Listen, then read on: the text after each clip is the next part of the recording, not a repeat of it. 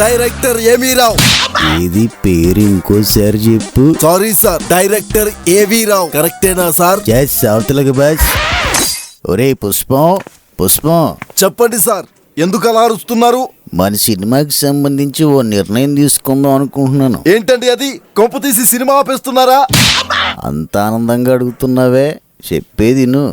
Senior హీరోస్కి అయితే డేట్లు adjust అవడం లేదు కదా, లేటెస్ట్ యంగ్ హీరోని ట్రై చేద్దాం అనుకుంటున్నాను. ఎవరో అభాగ్యుడు, దేవుడా నువ్వే కాపాడాలి.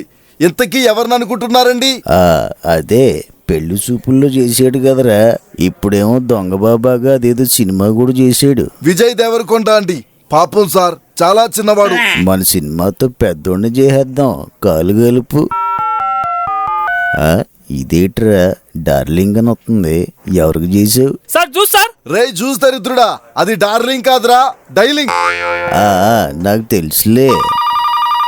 హలో నాన్న, నేను ఏవిరావు. హలో ఏవిరావు గారు, బాగున్నారా? బాగున్నాను నాన్న.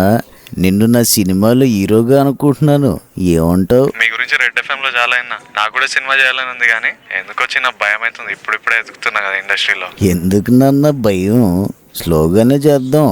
లాస్ట్ ఇయర్ అనుకున్నాం, ఇంకో 4 సంవత్సరాల్లో కంప్లీట్ అయిపోయింది. మీరే గుండెల మీద చేసుకొని చెప్పండి, మీ సినిమాకి నన్ను బలి చేయడం అవసరమా? అది కాదు నాన్న, బాహుబలి రేంజ్ ఫిల్ము, పిడుగు పుత్రుడు. థ్యాంక్స్ అండి, థ్యాంక్స్ ఫర్ కాలింగ్.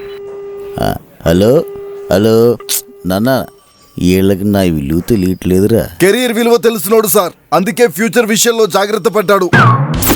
డైరెక్టర్ ఏవి రావు.